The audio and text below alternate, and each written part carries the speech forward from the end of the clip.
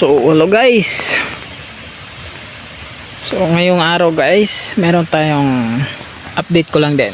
So, ito na yung ano natin guys, yung status nung tinanim natin no na saha.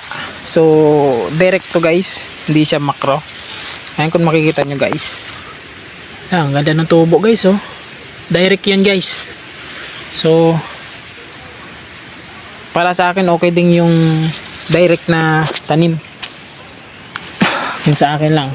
Pero itatry ko yung macro pag may nabuhay dun sa ginawa natin.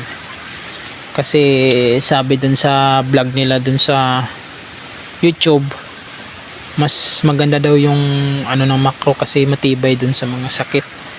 Ayan, pero try natin. So, ayan guys, oh. Ayan. Ayun, oh. So, ayan, direct. Maganda yung ano niya. Yung tubo pa lang, malalaman mo talaga yung magandang tubo. Pag tubo pa lang. Tsaka, so, guys, ayun, oh. Ayan, guys, oh. Wow. Ganda. Tapos, yun, oh. Ayun, oh, laki na yung dahon, oh. So, ayan. So, gaganda, guys, oh, doon. Ayan. So, yan lang muna siguro yung update natin guys. So dito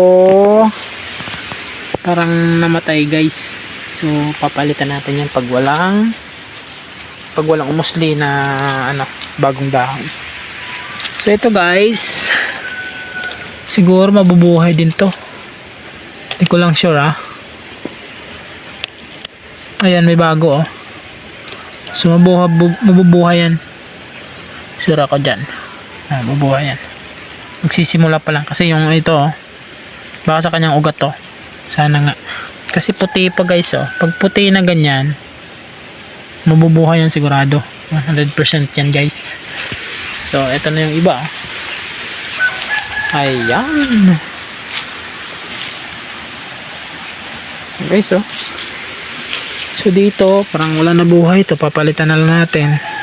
Kasi minsan kasi guys pag ano nag-stagnant dito yung tubig pero mahirapan yung ano, lalo na doon yung kung nakikita nyo basa. So ayan, so salamat guys, thank you very much panonood. Sana marami pa tayong matanim na ano ganito saging. So ayan, so mahirap kasi mag-vlog guys na ano, kalat-kalat yung area natin. So ayan, tiyaga lang sa pag-vlog. So thank you guys, maraming salamat.